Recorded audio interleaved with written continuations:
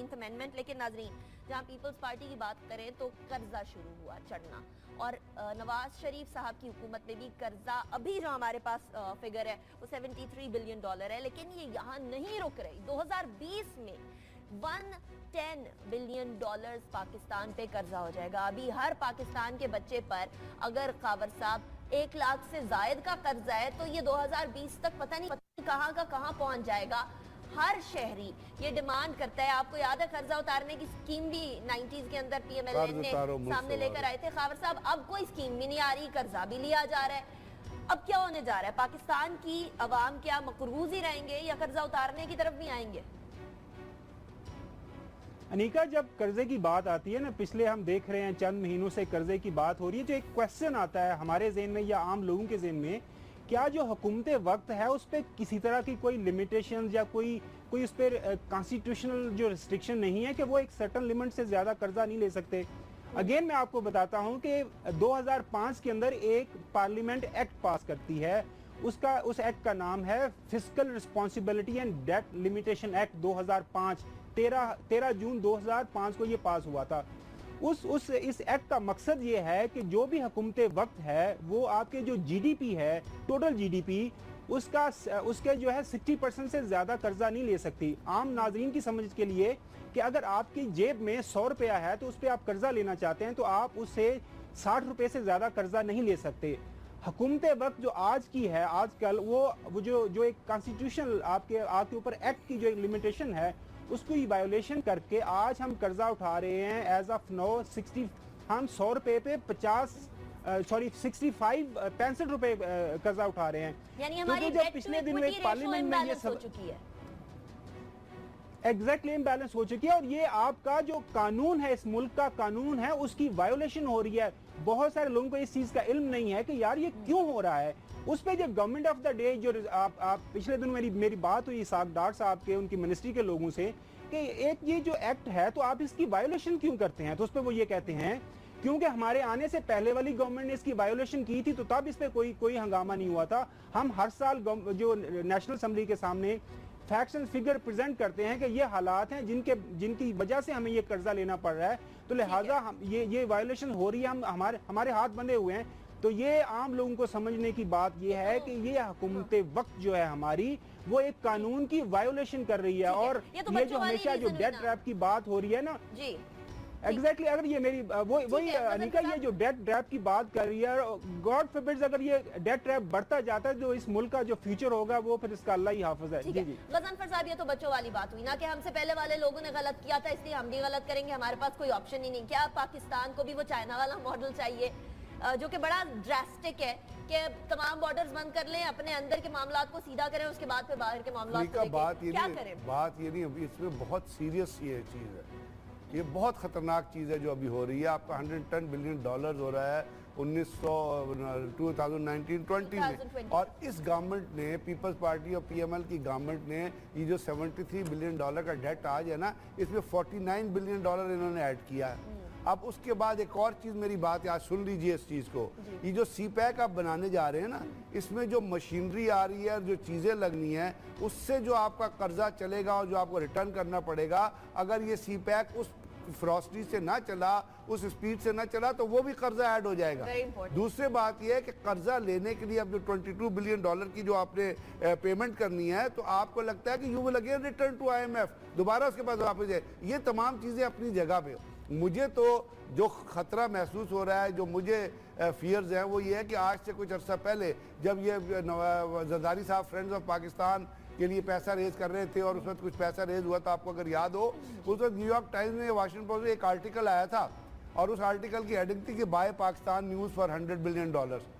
वो जिन्होंने लिखा था उसने सजेशन दी थी गवर्नमेंट को कि आप $100 बिलियन पाकिस्तान को पे करें क्योंकि इनका कर्जा इतना हो जाएगा और पाकिस्तान के न्यूज़ खरीद लें। उसके लिए उसने कहा था एक कंसोर्शियम बना दें दुनिया में, इनको कहें कि और इनको स्टेजेस वाइज जो है इनको पैसे दें, इनको कहें पहले अपनी प्रोडक्शन रोड के फिर ये करें और उसके अंदर एक कंसोर्शियम हो, एक स्टेजेस में पैसा दें। तो आप एक सेकंड को सोचें कि buy Pakistan news for $100 billion, मुझे उस ऑथर का नाम इस वक्त भूल गया है, तो $110 billion under this government in 2019-20, where is the finance ministry sleeping? और आप पिक्चर्स प्रेजेंट करते हैं ऐसी कि जी हम पाकिस्तान को ले आए हैं, ये डेवलपमेंट हो रही है, पाकिस्तान के लोगों पे जो कर्जा है, आप ना बड़ी तेजी से एक डेट ट्रैप की तरफ स्लिप हो रहे हैं, जिसको क्योंकि इसहाक डार तो बुनियादी तौर पे अकाउंटेंट है, he is not a man of finance, और जो चीजों को आप रियलाइज नहीं कर रहे, क्या देखिए आपके यहाँ क्या होता है, एक इंटेलिजेंट आदमी क्या करता है, अगर उसके पास पैसे नहीं होते तो वो अपना खर्चा होता है उसको रिवाइज करता है। एक बेवकूफ आदमी क्या करता है, वो कर्जा ले लेता है। तो अब जब ये चीजें हो रही हैं और आप इस बुरी तरह से जा रहे हैं, तो आप बताइए ना, 1990 में आपका 17 बिलियन था, आज आप क्या करेंगे, कहां से पूरा करेंगे? आज हम इतने इस लेवल पर खड़े हैं, 110 पर भी जाते जाते पता नहीं चलना। गजनफर साहब बहुत शुक्रिया, खावर साहब बहुत शुक्रिया। लेकिन ये अगर हम एक जगह पर बोलते हैं हमारे फॉरेन रिजर्व्स रिकॉर्ड सतह पर पहुंच गए, तो दूसरी जगह पर हम ये भी तो बताएं कि कैसे भरे गए फॉरेन रिजर्व्स। तीसरी जगह पर ये भी बताएं कि सबके पर्सनल कारोबार बहुत अच्छे चलते हैं, बड़े बेहतरीन तरीके से चलते हैं, प्रॉफिट में जाते हैं। ये मुल्क का कारोबार क्यों खसारे में जाता है? हर बार ऐसा क्यों होता है? खावर साहब, बार बार हम बलोचिस्तान में अटैक्स देख रहे हैं। बलोचिस्तान एक ऐसा सूबा जो कि डॉक्टर मालिक के जमाने में बड़ा ही आराम से पीसफुल एनवायरनमेंट की तरफ जा रहा था, और कोयटा देख लीजिए, बाकी छोटे शहर देख लीजिए, वहां बहुत पीस अमन बहाल हो चुका था। लेकिन अब हम एकदम से देखते हैं कि सीपेक की बात जब तेजी से आगे बढ़ना स्टार्ट होती है, फॉरेन फंडिंग तो आती ही आती है, साथ कुछ बैंड आउटफिट्स भी होती हैं, और उसके अलावा दाइश का नाम भी आता है। अब ये तमाम इन लोगों ने कार्रवाई बलोचिस्तान में तेज कर दी। आपको लगता है कि सीपेक बाकी ममालिक को, जैसे गजनफर साहब ने कहा, खटक रहा है, वो ममालिक भी सरगर्म हो गए? अनिका, ये बहुत अहम संगे मील कल जो हमने अचीव किया है, इसमें कोई शक नहीं है। ब्रिगेड साहब ने बात की एक्सटर्नल फैक्टर की, जो इंडियन थ्रेट हमें इस सीपैक के हवाले से है, वो तो है ही है। और कोई भी मुल्क जो आपका एडवर्सरी है, आपका एनिमी नंबर 1 है, वो नहीं चाहेगा कि पाकिस्तान किसी ऐसे रास्ते पे चले जहाँ पे इसमें तरक्की हो, खुशहाली हो, ये सारी चीज़ें हो। मैं देख रहा हूँ इसके जो इंटरनल चैलेंजेस हैं, मुल्की तौर पर जो चैलेंजेस हम देख रहे हैं सीपैक को, वो कौन से हैं और उनको कैसे हल किया जाना है ताकि ये सीपैक अच्छे तरीके से इस पे अमल दरामद हो सके। इसमें देखें 3-4 ऐसे चैलेंजेस हैं जो हमें इंटरनली इसको देखने हैं। नंबर 1, अभी तक जो सिक्योरिटी डिवीजन आर्मी का क्रिएट हुआ है, उसका लीगल फ्रेमवर्क गवर्नमेंट ने एग्री नहीं किया कि उसकी जो डिप्लॉयमेंट होनी है वो कैसे होनी है। उस पर बातचीत चल रही है, उस पर गवर्नमेंट को खदशात हैं कि वो कौन सा जो लीगल फ्रेमवर्क कैसा होगा, कि आर्मी को किस तरह की पावर्स दी जाएंगी जिसके तहत वो मुल्क के अंदर वो जो सीपैक के सारे प्रोजेक्ट्स को इम्प्लीमेंट, उसको प्रोटेक्शन प्रोवाइड करेगी। साथ साथ जो सबसे बड़ा मसला सीपैक के हवाले से हम देख रहे हैं वो है इंटरनल पॉलिटिकल रिफ्ट्स, जो कि देखें छोटे सूबों को जो हदशात हैं कि जी पंजाब या फेडरल गवर्नमेंट उनको वो इसमें शेयर नहीं दे रही जो उनको देना चाहिए। सरहद असम्बली, हमारे जो केपी प्रोविंशियल असम्बली है, उनके स्पीकर असद कैसर जो साहब हैं, वो पेशावर हाई कोर्ट में एक पिटीशन डाल चुके हैं कि जी जो खैबर पख्तूनख्वा को जो प्रोजेक्ट्स मिलने चाहिए थे, जो आपने वेस्टर्न रूट बनाया है, उस पर इकोनॉमिक जोन जो आपने उनको प्रॉमिस किया था, वो वहाँ पे नहीं मिल रहे, तो वो इशू चल रहा है। साथ साथ सिंध से भी आवाज़ें आ रही हैं कि जी इस प्रोजेक्ट के हवाले से जो डोमिनेशन है पंजाब की, वो ज़्यादा नज़र आ रही है, वो जो ज़्यादा इकोनॉमिक एक्टिविटी होने जा रही है वो पंजाब के अंदर हो रही है। तो ये जो एक अंदरूनी हल्फशार है, जो एक आप कह रहे हैं कि पॉलिटिकली हमारे यहाँ एक जो स्टेबलाइजेशन हमें नज़र आनी चाहिए कि सबको एक पेज पे, आपने बात की ना कि जिस तरह के हमें हमारी फौजी क़यादत और सिविलियन लीडरशिप एक पेज पे हैं सीपैक के हवाले से। इसमें कोई शक नहीं कि सीपैक के हवाले से कौन नहीं चाहेगा कि इस मुल्क में खुशहाली हो, लेकिन ये वो अंदरूनी चैलेंजेस हैं जिसको गवर्नमेंट ऑफ द डे को टेक ऑन करने हैं। यस, आपकी बात बिल्कुल ठीक है। ये जो टेररिज्म का थ्रेट है वो तो हमेशा रहेगा, पहले भी रहा है, अब रहेगा।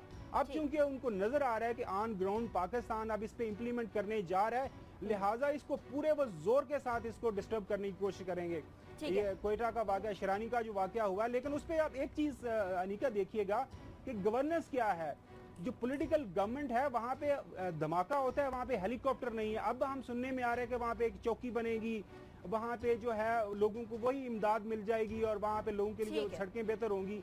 ये पहले इनको नजर नहीं आ रहा था कि इतने बड़े इज्तिमा हो रहे हैं और ऑलरेडी टारगेट पे हैं। जी जी, शाह नूरानी वाला वाकया हो या पिछले दिनों जो कोयटा के अंदर वाकयात हम लोगों ने देखे, ये तमाम आपको लगता है गजनफर साहब अब और तेजी से होंगे या जैसे जैसे हम कामयाबी के करीब जा रहे हैं सीपेक की, वो तेजी से जाएंगे? और जिन चैलेंजेस की बात खावर साहब कर रहे हैं, अब डेफिनेटली एक अगर आप प्रोजेक्ट ऑन ग्राउंड ले आते हैं और उस ऑन ग्राउंड प्रोजेक्ट के से मुतसिल जितने भी मसले मसाइल होते हैं उनको हल नहीं करने के लिए कोई प्रॉपर पॉलिसी बनाते या प्रॉपर मैकेनिज्म बनाते, तो फिर वो प्रोजेक्ट जो है तूल का शिकार हो जाता है। ऐसा हम सीपेक के बारे में तो नहीं चाहेंगे। लेकिन जहाँ तक शाह नूरानी दरगाह का ताल्लुक है ना, वो बहुत ही मतलब है, जितना आप उसके ऊपर कंडमनेशन करें उन लोगों की जिन्होंने ये किया वो कम है। इसके हवाले से मैं आपको एक और चीज़ बताता चलूँ जो बड़ी ज़रूरी है। जो हाँ हमारे यहाँ एक दाइश का जो है ना कॉन्सेप्ट क्रिएट करने की कोई कोशिश की जा रही है, बार बार एम्फसाइज किया जाता है दाइश।